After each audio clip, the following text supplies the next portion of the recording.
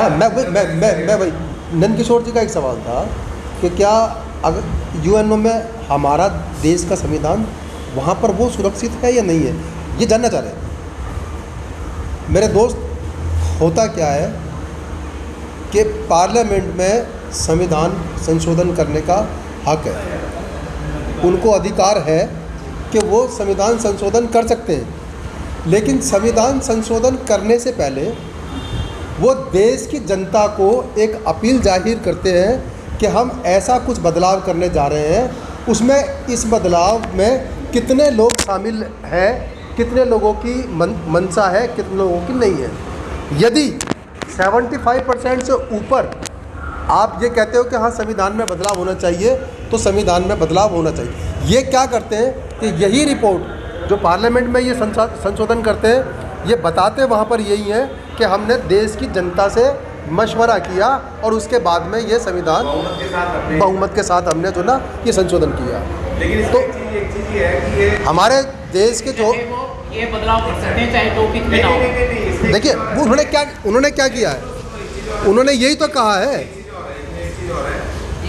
संविधान संशोधन तो कर सकते हैं, लेकिन संविधान का जो बेसिक स्ट्रक्चर है उसको उसे खत्म नहीं कर सकते। जैसे उसमें फंडामेंटल राइट्स है, खत्म नहीं कर सकते। तो सुप्रीम कोर्ट ने भी कह दिया कि आप संविधान के बेसिक स्ट्रक्चर में संशोधन भी नहीं कर सकते, कोई परिवर्तन नहीं कर सकते।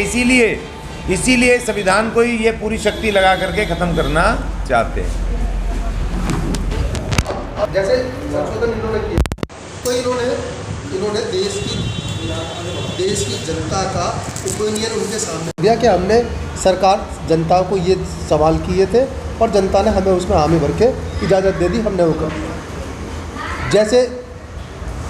जैसे अभी केजरीवाल जी की सरकार जब आई थी, सर नंदकिशोर जी, जिस तरह से अभी केजरीवाल जी की सरकार अभी आई थी पीछे, तो केजरीवाल जी हर चीज़ में, हर छोटे से फैसले में वो भारत की जनता को, दिल्ली की जनता से वो कहते थे कि जी मैं ये फैसला करने जा रहा हूँ, आप इसमें शामिल हो, आप इसमें आप हमारे लिए करोगे।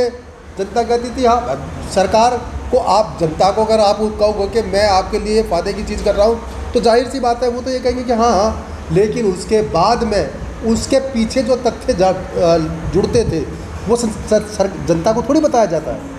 लेकिन यहाँ भारत में रेफरेंडम का लफड़ा नहीं है, बाबा साहब ने छोड़ा ही नहीं। सर अब दिक्कत क्या है, वो तो देखिए पब्लिक को बेवकूफ़ बनाता था, लेकिन देखिए कोई भी कानून, लॉ, लेजिस्लेशन या अपना संविधान संशोधन वो जनता से पूछ के रेफरेंडम नहीं होगा। पार्लियामेंट में एक दूसरे वो जो पार्लियामेंट में जो बैठे हैं, नहीं, जो पार्लियामेंट में बैठे हैं, बाबा साहब ने क्या किया, इनको यही तो दिक्कत हो रही है। बाबा साहब ने किसी एक आदमी के हाथ में पावर नहीं दी। बाबा साहब ने क्या किया, वैसा सिस्टम बनाया कि अगर कोई आपने संविधान संशोधन लाना है, कोई बिल लाना है, नया कानून बनाना है, तो उसके लिए सबसे पहले आपको अपने कैबिनेट में लाना पड़ेगा। जो कैबिनेट मिनिस्टर्स की कैबिनेट है, ठीक है ना, प्रधानमंत्री भी अकेले कुछ नहीं कर सकता। वो कैबिनेट पहले उसको प्रस्ताव को पास करेगी, फिर उसको लेकर के वो स्टीयरिंग कमेटी में, लोकसभा की स्टीयरिंग कमेटी में जाएगा। जो ऑफिसर्स की स्टीयरिंग कमेटी होती है उसमें पहले उसको पूरा देख दुख के कि संविधान के हिसाब से है नहीं है, इसमें अमेंडमेंट फलाना टिकड़ा, फिर उसको अप्रूव करके सरकार को देंगे और सरकार फिर उसको लोकसभा में रखेगी। जो लोअर हाउस है, जो इलेक्टेड उनकी मेंबर्स की वो हाउस है, और उसमें जब वो उसमें बहुमत से पास हो जाएगा तो उसके बाद फिर उसको राज्यसभा में लाना पड़ेगा, और राज्यसभा में भी जब वो पास हो जाएगा तो उसके बाद फिर वो राष्ट्रपति के साइन के लिए जाएगा। और अगर कोई राष्ट्रपति, अगर कोई जैसे एक बार वेंकट रमन उन्होंने कर दिया था, तो है ना, तो अगर कोई अकड़ गया तो वो फिर वो कानून वो गई भैंस पानी में, ठीक है ना। और फिर उसके बावजूद भी, वो कानून लागू होने के बावजूद भी, बाबा साहब एक खेल जनता के हाथ में देंगे बहुत तगड़ा, जो लोगों को, बहुत कम लोगों को पता है।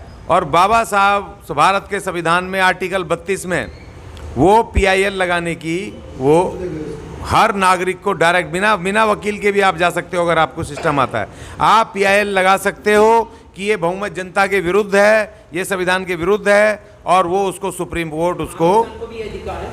तो देखो बाबा साहब ये संविधान को इसलिए हटाना चाहते हैं कि जैसे आके खड़े होकर 8 बजे कह दिया जी आज से नोट बंद हो गए, लेकिन बाद में इनके गले में फंस गई वो कहानी कि प्रधानमंत्री को अधिकार ही नहीं है ऐसे बोलने का बिना कैबिनेट में पास कराए। आपने कैसे बोल दिया? ये कोई वही चैरिटी का कोई प्रोग्राम हो रहा है क्या? खड़े होकर के भाषण दे दिए। बाबा साहब ने संविधान से इनको इतना खतरा है कि इनको ये इतना भी नहीं कुछ कर पा रहे हैं बिना इस संविधान में, क्योंकि दुनिया भर के लोचे हैं इसमें। अब इनको क्या है कि ये उससे ईवीएम से ये चुन के आने का इनका वो है कि आ जाएंगे, मगर इनको खतरा ये भी है नहीं आए तो हम गए, क्योंकि इन्होंने जो फैसले लिए हैं, चाहे नोटबंदी का हो, चाहे जीएसटी का हो, चाहे और बहुत सारे हों, ये तमाम इन्होंने जो फैसले लिए हैं वो संविधान विरोधी फैसले हैं। इन्होंने अभी उसके जो चंद्रा जी न्यूज़ का चंद्रा, उसके 5,000 करोड़ रुपए उस सुभाष चंद्रा के इन्होंने माफ़ किए हैं। 5,000 करोड़। क्यों भाई तुम्हारा बाप लग रहा है जो तुमने उसके पैसे माफ़ करें? वो देश का पैसा है, नहीं है, कोई अधिकार नहीं। और ये परंपरा कांग्रेस ने डाली थी। ये जो टाटा बिरला ये एकदम से पैदा नहीं हुए, ये कांग्रेस ने पैदा करे थे। टाटा बिरला, डालमिया, अडानी को भी पैदा किया कांग्रेस ने। और आज पहले कांग्रेस इनके कर्जे माफ़ करती थी और आज बीजेपी इनके माफ़ करती है। अभी जैसे साहब ने कहा 75 लाख करोड़ रुपए से ज़्यादा बैंकों का पैसा, हमारा पैसा जो। और दूसरी बात ये, प्राइवेट सेक्टर के बैंकों से नहीं दिलवाते कर्जा, पब्लिक सेक्टर सरकारी बैंकों से, जिसमें एक मजदूर का, गरीब का पैसा है, हमारा पैसा, उस पैसे को अपने बापों को दिलवाते हैं और उसको राइट ऑफ कर देते हैं कि माफ़ कर दिया हमने। क्यों भाई तुम उनको क्यों करोगे माफ़? हम अगर ले लें कि 5,000 का कर्जा ना दे पाएँ तो हमें पुलिस मार मार के उठा करके लेके चली जाएगी। अगर बेचारा किसान कोई गरीब भूमिहीन कोई पशुओं के लिए कोई एक बैल गाय के लिए ले लेता है तो उसको भी ले जाते हैं उठा के और सीधे जेल में बंद कर। 5,000 के कर्जे में भाई तुम इनको ये 5 लाख करोड़ के कर्जे, 20 लाख करोड़ के कर्जे। अभी तो वो 33 चोर बैठे हैं ना वहाँ पर इंग्लैंड में, जो कितना 12.5 लाख करोड़ रुपया लेके वहाँ बैठे हैं, जिसके चक्कर में राहुल गांधी को सजा हुई थी, वो जो मानहानि के केस में, जो उसने कह दिया था सारे मोदी क्यों होते हैं, तो उसमें जो कहा था ना उस स्टेटमेंट में, वो सारे के सारे वहाँ बैठे महाचोर, वहाँ पर इतना पैसा लेकर के इंग्लैंड में सुरक्षित बैठे आनंद लूट रहे हैं। तो भाई ये सब संविधान के खिलाफ हो रहा है ना, संविधान के उसमें थोड़ी है। लेकिन ये सारी बीमारियों की जड़ कांग्रेस है जो हमें भुगतनी पड़ रही है। आज जो ईवीएम से ये सरकार बना रहे हैं, ईवीएम को भी ये अहंकारी कांग्रेस रही थी। उस समय इतना विरोध हुआ था, नहीं मानी है कांग्रेस को लग रहा था बस हम ही राज करेंगे, कोई राज नहीं करेगा। ईवीएम का तो सर कांग्रेस के टाइम में तो ये ऐसा नहीं तो उसने बीमारी तो इलाज क्यों जरूरत नहीं थी। हम उसमें वैलेट में देखो 55 कंट्री है फॉरेन की, विदेशी 55 कंट्री। देखिए सुनिए, जो विकसित है, अमेरिका भी शामिल है उसमें। वो हमसे विज्ञान में कितना दूर है, लेकिन वो उसमें बैलेट पेपर पे अपना इलेक्शन कराता है अमेरिका, जो हमसे विज्ञान में कितना आगे है। अभी देखो अभी एक मिनट अभी आप बोलना, 1 minute sir, let me finish पहले ना, 1 मिनट। ये बहुत ज़रूरी चीज़ें हैं, देखो बोलने की बात नहीं है। अभी जैसे विज्ञानी इसरो ने एक चंद्रयान भेजा, कहाँ भेजा? चंद्रमा पे। तो उसको कहाँ से कंट्रोल कर रहे हैं वो? इसरो कहाँ पर है? नहीं, भारत में है, बेंगलोर में। यहाँ से हेडक्वार्टर से वैज्ञानिक कहाँ पर? चांद पे एक रोबोट गया, उसको वो यहाँ से कंप्यूटर से वो कर रहे हैं, कंट्रोल कर रहे हैं, काम करवा रहे हैं। तो ये ईवीएम कहाँ से कंट्रोल हो रही है जी? ईवीएम भी कंट्रोल होंगे ना, ये भी तो कंप्यूटराइज है ना। जब चांद पे बैठकर, चांद पे वो रोबोटर भारत की धरती से जब वो वहाँ कंट्रोल हो रहा है, तो ये मशीनें क्यों नहीं कंट्रोल हो सकती कहीं से? इसी बात में तो जी कि जब ये कंट्रोल वाले सिस्टम, जब संविधान में हमें इतने सारे राइट्स, एक आम नागरिक को, एक आम जनता को, एक आम इंडिविजुअल पर्सन को अधिकार दिए हैं संविधान में, तो ये सरकार कौन होती है ये तय करने वाली कि हम आपका वोट ईवीएम से लेंगे? ये तो वोट देने वाला तय करेगा ना कि उसको वोट देना कैसे है। मेरा वोट है, मैं किसी को बेच तो नहीं रहा, मैं सरकार के हक में वोट देना चाहता हूँ, तो ये मैं तय करूँगा ना कि मुझे वोट देना कैसे है। ये किसको देना है, ये मेरा हक है ना। तो सर फिर ये ईवीएम वाला, ये ईवीएम देखिए सर, आपने जैसे सर आपने कहा कि ये कांग्रेस लेकर आई, चलिए ये भी ठीक है, कांग्रेस लेकर आई, लेकिन वोट हम कर रहे हैं ना सर, कांग्रेस तो वोट नहीं कर रही थी। वोट क्यों लेकर आई? अब दिक्कत किसको सर? बीजेपी का सुप्रीम कोर्ट में उसकी पूरी किताब भी है, वो कांग्रेस के खिलाफ, ईवीएम के खिलाफ गए थे यार। सर ईवीएम ये पहले भी वो कांग्रेस करती थी करती थी, कांग्रेस इस पैमाने पे नहीं करती थी। और जैसे ही भाई, हाथ में हाथ लगा, इन्होंने जो सर ईवीएम से वोटिंग कराने के लिए क्या पार्लियामेंट में कोई बिल पास हुआ है? नहीं हुआ ना, नहीं हुआ ना, तो इनकी मर्जी चलेगी क्या? हमारा वोट लेने के लिए अपनी मर्जी चला रहे हैं। जब सरकार उनको दोगे चलाएंगे अपनी मर्जी। सर कमाल कर दिया, आप ये बात कर रहे हैं कि सरकार उनको, सरकार तो वोट हम भाई वोट की पावर किसके पास है? आम आदमी के पास है। मंत्री संतरी बना दी है, बना दी। आप सरकार खत्म हो जाती है जब वो वोट डाल देता है। जब वो वोट डाल देता है खत्म। जब वो सरकार बन जाती है तो भाई साहब हमने आपको एक पोस्ट दे दी। जो मोदी ने कहना ठीक है, हमने एक पोस्ट दे दी। उस पोस्ट का आप मिसयूज कर रहे हो, क्या कर रहे हो? ये तो हम बाद में आप सोच रहे हैं यार मैं गलत कर अब रहा आप देखो, अब मान लो कि आपने दोबारा कांग्रेस को राज दे दिया, तो कांग्रेस क्यों बंद करेगी ईवीएम? कांग्रेस तो खुद लेके आई थी, अब वो कहेगी अपने बंदों को और बढ़िया से करो, अब मैं कभी ना जाऊं। इसीलिए हम कह रहे हैं कि बहन कुमारी मायावती को लाओ, ये सारी बीमारियां खत्म करेंगे। बिल्कुल बिल्कुल बिल्कुल, मैं इनका समर्थन करता हूँ। पूरे संविधान के लागू करेंगे। मैं अज्ञानी जी की बात का पूरा समर्थन करता हूँ। उन्होंने एक बात बहुत अच्छी करी, इस रो में बैठ के बेंगलोर में, इंडिया में धरती पे बैठ के जब ये एक रोबोट को चंद्रमा पे कंट्रोल कर सकते हैं तो ईवीएम को एक कहीं से भी कंट्रोल कर सकते हैं।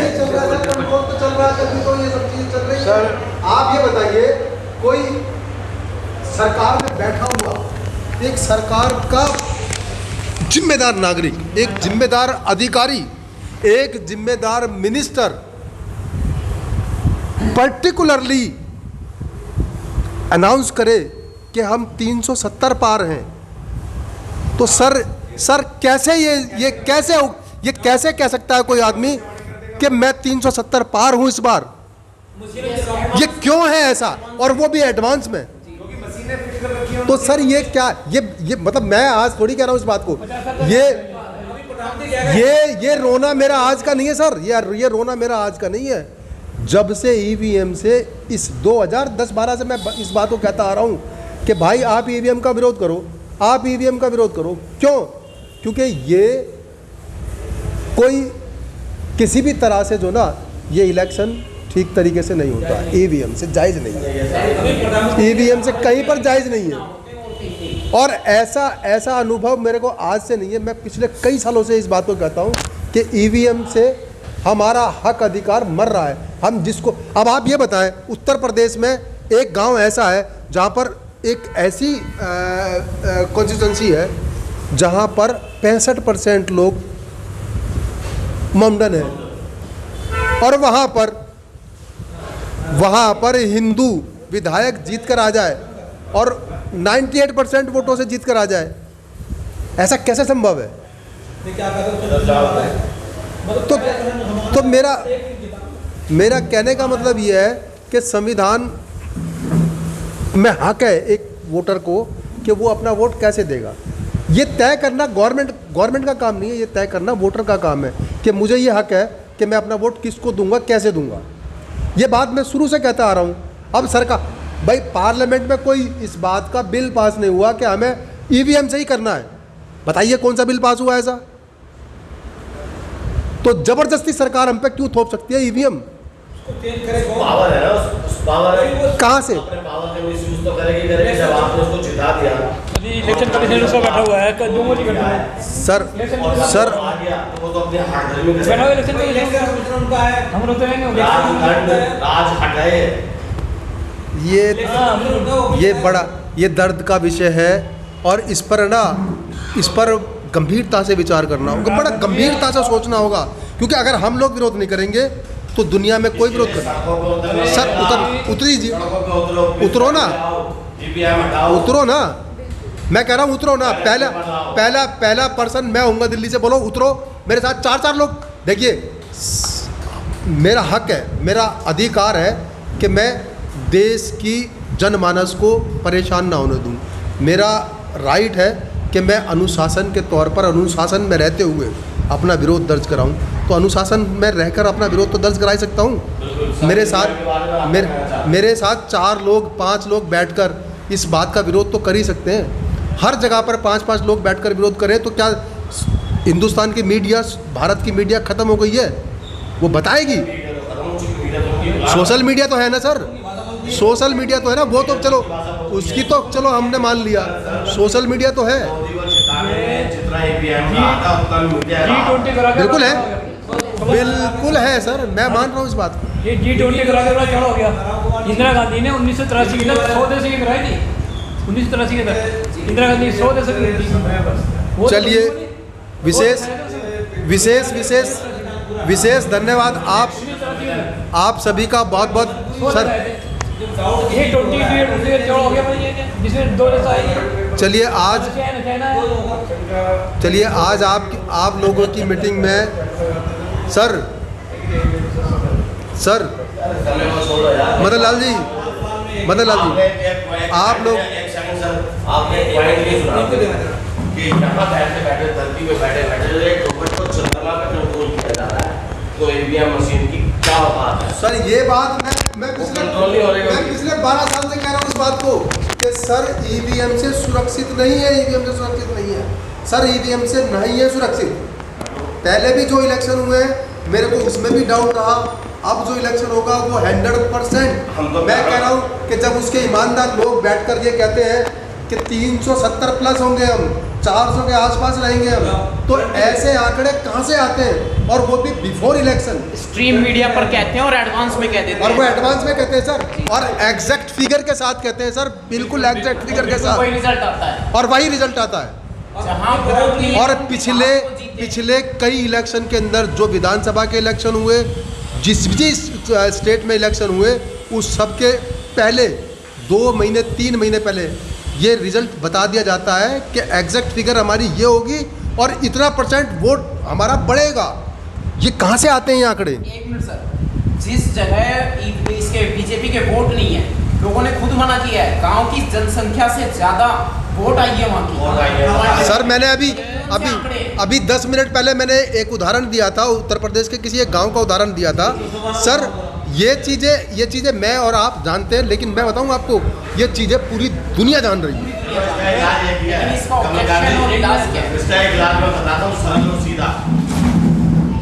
अब वो हमारे अज्ञानी को जिता हो, मुझे जिता हो। सर मैं तो आपके साथ मुझे भी हूँ। जिता हो, हमारे पार्टी को जिता हो। मैं धन्यवाद करूंगा आज की सभा और बड़ी आज की सभा जो अशोक अज्ञानी जी के साथ और हम तमाम सदस्यों के साथ में हुई, वो बहुत बेहतरीन और हर पहलू पर उस पर विचार किया गया, उस पर मंथन किया गया और गहराई से विचार और मंथन हुआ। मैं अपने पूरे ग्रुप के साथ, पूरे समाज के साथ, SC ST के पूरे तमाम लोगों के साथ मैं अशोक अज्ञानी जी को आश्वासन देना चाहता हूं कि 2024 का इलेक्शन वो आपके फेवर में रहेगा, आपके हक में रहेगा और आप दिल्ली का नहीं पूरे भारत का एक महान चेहरा होंगे। अशोक अज्ञानी जी, एडवांस में आपको बहुत बहुत धन्यवाद। और नंद किशोर जी, विशेष तौर पर नंद किशोर जी हमारे बीच में एक बहुत अच्छा फेस हमारे बीच में है। नंद किशोर जी बहुत ही नेक और सज्जन लोग हैं, उनका भी मैं बहुत धन्यवाद करूंगा बहुत। और मैं तहे दिल से उनका बहुत धन्यवाद करना चाहता हूं। धन्यवाद, बहुत बहुत शुक्रिया, thank you so much, thank you. Election में मुझे